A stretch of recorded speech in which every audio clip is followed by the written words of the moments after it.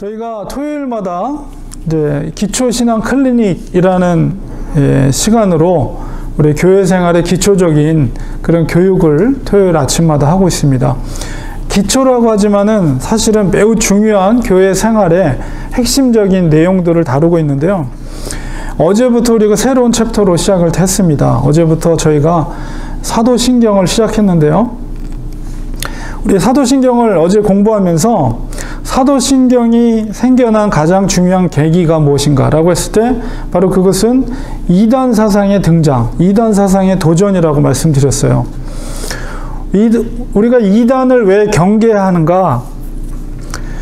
그것은 우리가 동일한 텍스트인 성경을 가지고 성경을 믿는다고 하지만 아주 중요한 교리에 있어서 우리 정통 기독교와는 다르기 때문입니다.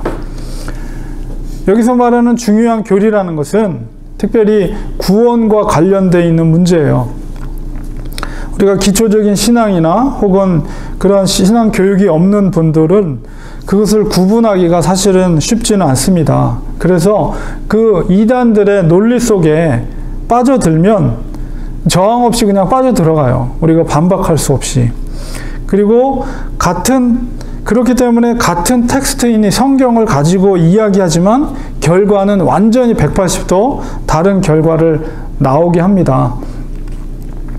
이단의 그런 논리라든가 혹은 그 관점 속에 빠져들게 되면 깊이 있게 점점 빠져들어가면 더 이상 거기서 헤어날 수가 없어요. 스스로의 힘으로. 일종의 중독 형상이 일어나서 절대로 빠져나갈 수가 없습니다. 특별히 오늘날처럼 이렇게 다원주의 시대 속에 우리가 살아가는 데 있어서 우리가 참된 진리를 쫓는다는 것은 정말 어려운 시대에 우리가 살고 있다. 이렇게 말씀드리고 있습니다. 오늘 우리가 유다서를 통해서 이렇게 교회 내에 들어와 있는 이단 사상, 악한 영향, 그리고 거짓 교사들에 대해서 어떻게 식별할 것인가. 오늘 본문을 특별히 유다서 전체를 통해서 살펴보고, 그렇다면 우리가 구원에 이르는 믿음을 지키기 위해서 또한 우리가 또 어떻게 해야 될 것인가. 이런 문제를 우리가 살펴보려고 합니다. 우리가 유다서는 책 제목대로 유다가 기록한 책입니다. 근데 우리가 성경에 보면 유다라는 이름이 여러 사람들이 등장을 해요. 우리 가장 잘 알고 있는 사람이 예수님의 제자였던 가룟 유다죠. 그런 유다라는 이름도 있고 예수님의 12명의 제자들 중에 가롯 아닌 유다가 또 있었어요. 그래서 유다라는 이름이 이렇게 일반적인 이름인데 오늘 등장하고 있는 유다서를 기록한 유다는 누군가 하면 바로 예수님의 동생입니다. 예수님의 형제였던 유다. 그리고 이제 우리 야고보서가 있죠. 야고보서도 역시 예수님의 동생이었던 야고보. 근데 야고보라는 사람은 또 사도도 있죠. 예수님의 12사도 중에 야고보, 제일 먼저 순교당한 야고보가 있지만 야고보서, 그 다음에 유다서는 예수님의 친동생들이 쓴 책이에요. 그래서 이 야고보는 특별히 당시에 예루살렘의 대표 지도자 베드로와 함께 총회장과 같은 역할을 했던 사람이 예수님의 동생이었던 야고보입니다. 그래서 그 야고보의 동생이 바로 유다예요. 그래서 그 예루살렘 교회의 지도자였던 바로 야고보를 도와서 같은 사역을 했던 그 동생 유다가 쓴 편지가 바로 유다서다. 여러분이 이렇게 이해하시면 됩니다. 그 초대교회, 그리고 이 초대교회 당시에 그리고 이제 유다서를 받는 편지이기 때문에 일반 서신 중에 마지막 편지거든요. 그걸 다음 장이 요한계시록으로 넘어가는데, 그렇다면 이 편지를 받는 수신자들이 누군가라고 했을 때, 이 편지는 베드로 후서와 비슷한 시기, 대략 64년경에 기록이 됐는데요. 이 편지를 수신하는 자들은 성경 유다서를 전체 읽어보면 유다의 어떤 전승, 구약의 전승이라든가 외경 이야기 이런 것들을 인용하는 것을 볼 때 유다 배경을, 유대인들 배경을 가지고 있는 그리스도인들로 보입니다. 흩어져 있는 유대인들 중심의 그리스도인들에게 이 편지를 쓴 것으로 우리가 이해할 수가 있는데, 핵심적인 주제는, 유다서의 주제는 그런 악한 이단 사상을 가르치는 교회 내에 들어와서 이단 사상을 가리키는 교사들에 대한 그들의 경계, 그들에 대한 도전에 대한 경계를 가장 핵심적인 주제인데요. 초대교회 당시에 가장 강력한 이단 사상은 무엇이냐라고 했을 때 그것은 영지주의입니다. 제가 한 번도 말씀드린 적이 있는데 전에 영지주의라는 것이 뭐냐면 육체와 영을 구분해서 영적인 것은 굉장히 거룩한 것으로 존귀한 것으로 여기는 반면에 육체는 굉장히 천한 것, 그래서 육체를 무시해요. 그런 잘못된 사상이 결과적으로 비롯된 것이 뭐냐라고 했을 때 교회 내에 쾌락주의가 들어왔어요. 그러니까 어차피 육체라는 것은 썩어지는 것이다. 그렇기 때문에 육체의 쾌락과 즐거움을 해서 추구해서 살아도 무관하다. 우리 영혼만 구원받고 영혼만 거룩한 것이기 때문에 육체를 아무렇게나 해도, 그리고 쾌락을 추구해도, 즐거움을 추구해도 아무 문제가 되지 않는다. 이런 영향들을 교회에 끼치고 있었다는 거예요. 그래서 육체를 쾌락을 추구하고 육체의 즐거움을 교리적으로 백업을 해주니까 이 성도들이 그 논리 속에 빠지면 육체의 성결이라든가 경건 이런 것들을 추구하지 않아도 되고 마음껏 육체적인 즐거움을 위해서, 쾌락을 위해서 살아도 문제가 없다라는, 결국은 교회를 흔드는 그런 사상이죠. 그래서 이런 사상이 교회에 어떤 영향을 미치는가, 그것에 대해서 유다는 분명하게 이제 유다서에서 말하고 있는데요. 첫 번째 그 영향이 무엇인가라고 했을 때 바로 예수 그리스도를 부인하는 결과를 주게 됩니다. 1장 4절에 보면, 유다서 1장 4절에 이는 가만히 들어온 사람 몇 사람이 있음이라. 이 가만히 들어왔다는 사람이 바로 영지주의자들이에요. 그들이 교회 안에 조용히 가만히 몰래 들어와요. 그래서 그들이 옛적부터 판결을 받기로 기록된 자다. 그래서 옛적에 판결 받긴 다음에 심판을 받기로 예정된 자들. 그러니까 이들은 구원의 공동체에 속한 사람들이 아니라는 거예요. 경건하지 아니하여 우리 하나님의 은혜를 도리어 방탕한 것으로 바꾸고 홀로 하나이신 주제 곧 우리 주 예수 그리스도를 부인하는 자니라. 이렇게 선포하고 있습니다. 예수 그리스도를 부인한다. 이 말이 무슨 의미입니까? 예수 그리스도의 존재를 부인하는 게 아니에요. 예수 그리스도의 존재를 인정하지만 무엇을 부인하냐 하면 바로 예수 그리스도의 인성을 부인하는 거예요. 신성은 인정해요. 그러나 인성을 부인해요. 왜 그렇습니까? 그들의 사상은 육체는 아주 비천한 것이요. 그런데 하나님이신 존재가 그 비천한 육체를 입고 이 땅에 온다는 것은 그들의 교리상 절대로 있을 수 없는 일이에요. 있을 수 없는 일이에요. 그러므로 하나님이 육신을 입고 이 땅에 왔다는 것을 절대 믿지 않아요. 그거는 뭐냐면 하나님의 인성을 부인하는 거예요. 그래서 그들이 주장하는 것이 뭐냐면 가연설이라는 거예요. 가연설이라는 건 뭐냐면 천사들처럼 예수님이, 하나님이신 예수님이 이 땅에 오실 때 천사처럼 이제 가짜로 이렇게 현현하셨다는 거예요. 마치 천사들처럼 잠깐 나타나셨다가 사라진 거지 진짜 육신을 입고 인간으로 이 땅에 오신 것이 아니다, 이렇게 주장하는 것이죠. 그렇기 때문에 예수 그리스도를 부인하는 결과예요. 왜 그러냐면 제가 전에도 한번 복음에 대한 메시지를 선포할 때 예수님께서 구속주로서 필요 충분 조건이 뭐냐? 그것은 바로 예수님이 죽을 수 있는 인간의 몸을 입고 오셔야 된다는 거예요. 왜냐하면 대속으로 죽어져야 되기 때문에. 그러므로 그 인성을, 예수님의 인성을 부인하면 그것은 예수님의 구세주로서의 조건을 부인하는 거예요. 결과적으로 그것은 바로 구원을 부정하는, 예수님의 대속의 그 은혜를 부정하는 결과를 빚게 되는 것이죠. 이러한 주장은 예수님의 구속주로서의 자격을 부인하는 결과를 초래합니다. 그렇기 때문에 유다는, 예수님의 동생이었던 유다는 그들의 주장에 대해 매우 심각성을 인지하고 바로 이 편지를 쓰게 된 것이죠. 그리고 이 사상이 교회에 미치는 두 번째는 뭐냐면 말 그대로 육체의 정욕에 따라 살게 한다는 거예요.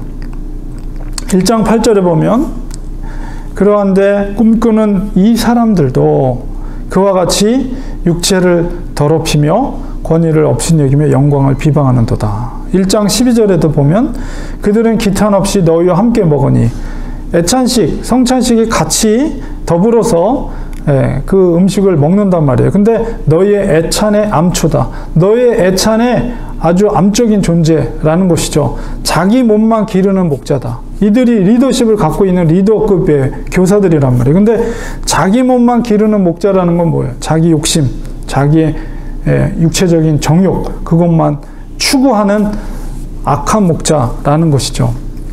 그래서 이러한 영지주의들의 영향은 교회 내에 육체의 쾌락을 마음껏 즐겨도 아무 문제가 없다는 가르침을 주는, 그리고 더 그런 쾌락을 추구하도록 부추겼다는 거예요. 결국 그것은 교회의 성결을 무너뜨리는 사탄의 계략이죠.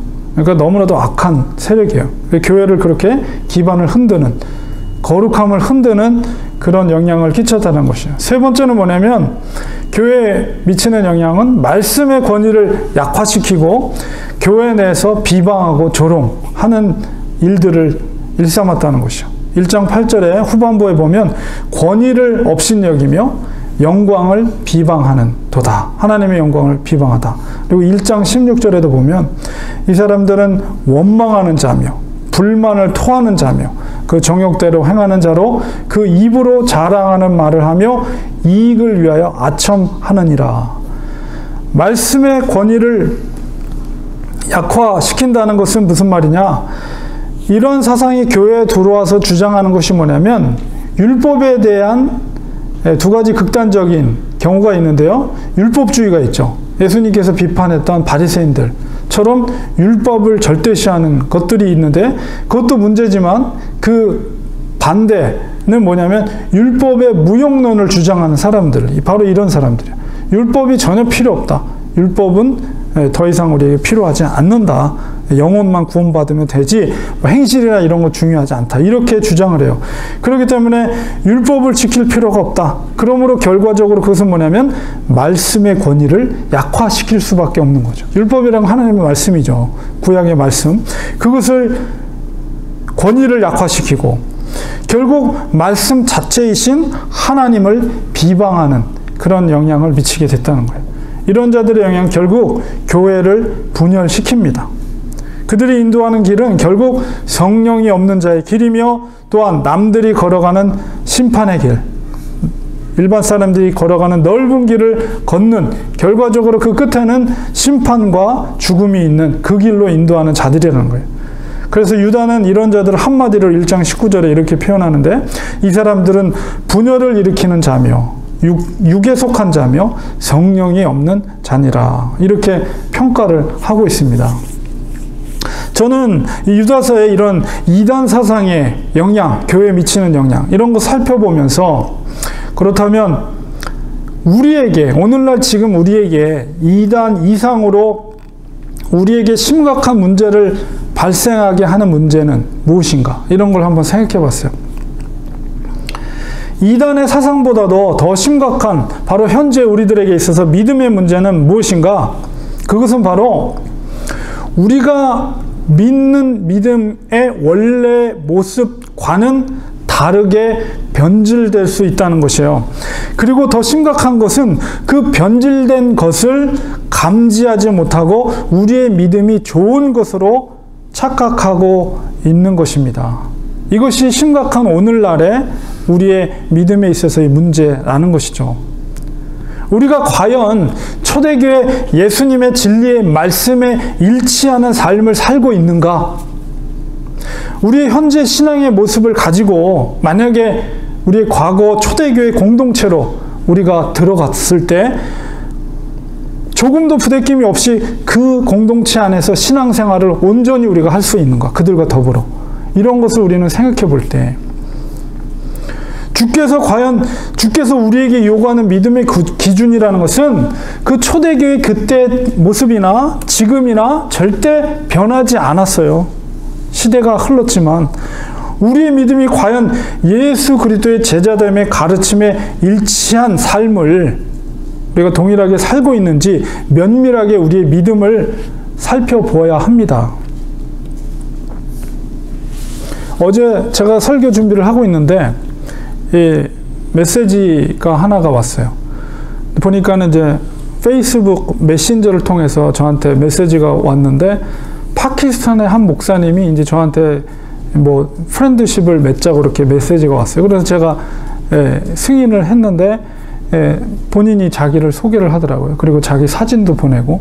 그러니까 파키스탄에서 교회 성도 수가 50명 정도 되는 교회를 담임하고 있는데, 이제 소그룹을 한 10그룹을 성경 바이블 스터디를 인도하고, 그다음에 한 달에 한 번은 정말 사람들이 가기 꺼려하는 위험한 지역에 한 번씩 들어가서 자기가 전도를 하고 있다라는 이야기를 하더라고요. 그러면서 이제 자기 사역 소개를 하고, 또 저도 이제 제가 제 사진을 보내고 제 교회를 소개하고 교회 홈페이지를 알려달라고 그래서 제가 링크를 걸었더니, 보고서는 이제 저에 대해서 자기가 오픈을 하더라고요. 왜냐하면 파키스탄이란 지역은 거기서 그리스도인으로서 사역을 한다는 거, 그리스도인이라고 사는 것은 자기 목숨을 걸고 신앙을 지키는 거예요. 현재 지금 이 시간에도 지구촌 한 곳에서는 자기의 목숨을 담보로 해서 신앙을 지키고 교회를 섬기고 성도들을 섬기고 정말 목숨을 걸고 위험한 지역에 들어가서 사역을 하는 분들이 있다는 거예요. 그래서 그분이 얼마나 간절히 저를 위해서 기도해 주는지 몰라요. 물론 영어로 대화를 했지만은 정말 우리 교회 공동체와 렌추아니 교회와 저의 사역과 우리 가정을 위해서 정말 간절하게 긴 문장의 편지를 써줬고, 제가 나도 당신을 위해서 기도하겠습니다 하면서 서로 간에 브라더라는 이름을 부르면서 잠깐 설교하다 말고 제가 잠깐 눈을 감고 그 교회와 그 성도들과 그 공동체를 위해서, 그 목사님의 사역을 위해서 제가 기도를 했어요. 그렇습니다. 우리가 믿음이 좋다고 착각하는 이유가 무엇인지 압니까? 그것은 바로 우리가 열심과 열정이 있기 때문에 우리는 믿음이 좋다라고 생각하는데 그게 착각일 수가 있어요. 우리가 일의 속도나 일의 열정, 온도보다도 더 중요한 것은 뭐냐면 방향이에요. 방향. 올바른 방향. 내 믿음이 올바른 방향으로 가고 있는가. 아무리 우리가 교회 생활에 열정이 있고 열심히 있다고 하더라도 믿음이 좋다고 착각해서는 안 돼요. 또한 내가 올바른 방향에 대해서 듣고, 또한 올바른 방향에 대해서 말하고 있다고 해서 내가 올바른 그 길로 가고 있다고 생각해서는 안 되는 거예요. 그거는 분명히 다른 거예요. 올바른 말을 듣고 심지어 올바른 말씀을 한다고 하더라도 올바른 말대로 그 삶을 산다고 착각해서는 안 된다는 것이죠. 또 어떤 경우가 있냐면, 우리 믿음에 대해서 우리가 착각하고 있는 것은, 내가 30년을 교회를 다니고 내 주위에는 목사나 장로들이 가족 중에 많고 나는 몇 대 기독교 가정이고, 이런 배경이 내 믿음이 좋다고 착각하는 경우가 있어요. 심지어 아무리 오랜 생활로 믿음 생활을 했다고 해도, 심지어 내 아버지가 목사고 내가 목사라고 해도 믿음이 얼마든지 변질될 수 있다는 거예요. 절대 착각해서는 안 돼요. 유다는 구원에 이르는 믿음을 지키는 것이 무엇인가? 분명하게 말씀을 통해서, 오늘 읽은 말씀을 통해서 선포합니다. 1장 20절 21절에 그것이 뭐냐? 사랑하는 자들아, 너희는 너희의 지극히 거룩한 믿음 위에 자신을 세우라. 첫 번째로 그렇게 말하고 있어요. 지극히 거룩한 믿음이란 무엇입니까? 가장 거룩한 믿음. 그것은 즉 변질되지 않는 순수한 믿음, 그 반석 같은 믿음 위에 너희들의 신앙의 건물을 세우라는 거예요. 신앙의 건물이, 우리가 세우고 있는 신앙의 건물이 과연 어떤 기초 위에 세워져 있는가, 우리는 이 말씀 앞에 면밀하게 우리의 믿음을 살펴봐야 돼요. 내 믿음이 정말 변질되지 않는 순수한 믿음에 그 반석 위에 세워지고 있는가. 두 번째는 뭐냐면 성령으로 기도하라, 이렇게 말하고 있어요. 성령으로 기도한다는 것 무엇입니까? 그것은 성령을 받은 가장 강력한 증거가 뭐냐? 그것은 바로 기도의 가치를 깨닫는 사람이에요. 끊임없이 기도에 목마른 사람, 그런 사람이 바로 성령의 사람입니다. 기도의 골방에 있는 자를 당할 자가 없는 거예요. 하나님의 능력을 믿는 자라면 바로 기도의 자리를 사모할 수밖에 없는 것입니다. 바로 그런 기도의 능력을 성령으로 기도하는 자. 그리고 세 번째로 하나님의 사랑 안에서 자신을 지키라 이렇게 말하고 있어요.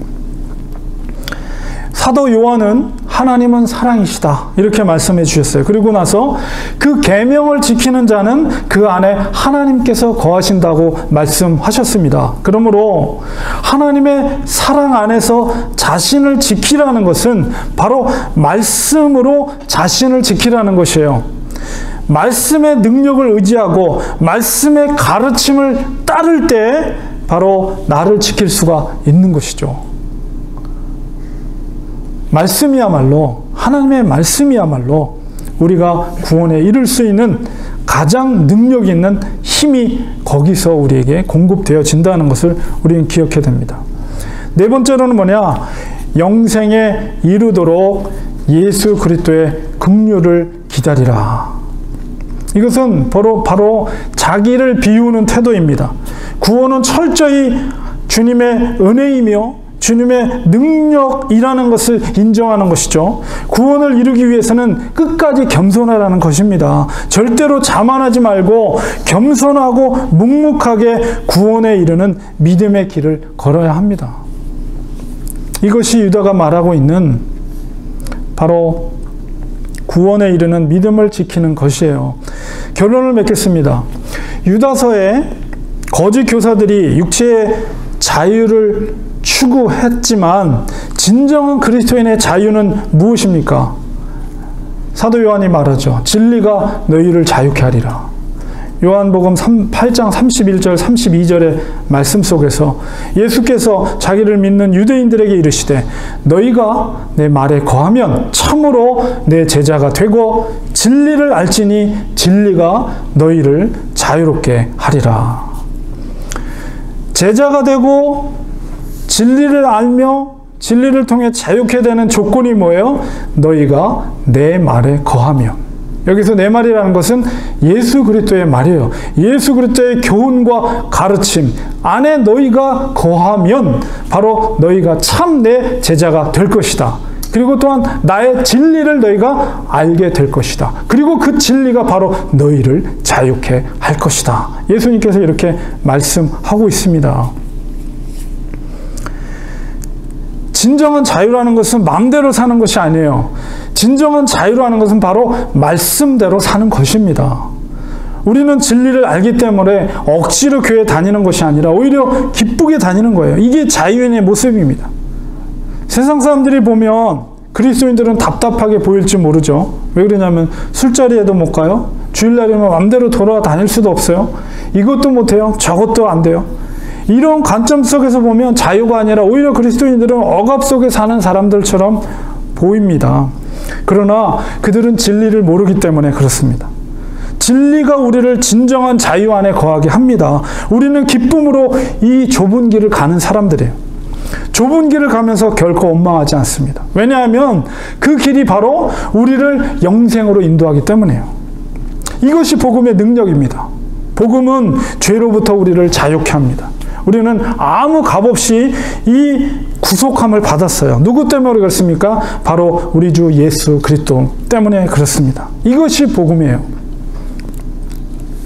유다서에서 우리에게 거짓 교사들을 찾아대는 그런 진단 도구들을 제공해요. 그것은 뭐냐면 비도덕적인 삶의 양식, 이기주의, 자기중심적인 삶의 태도, 그리고 근본적인 문제는 바로 그 중심에 하나님 아닌 물질이 우상으로 자리 잡고 있는 것입니다.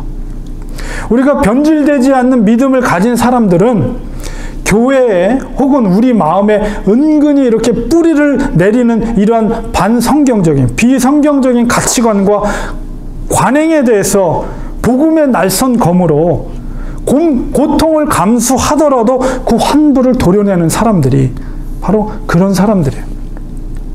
성결한 믿음의 반석 위에 신앙의 집을 세우시기 바랍니다.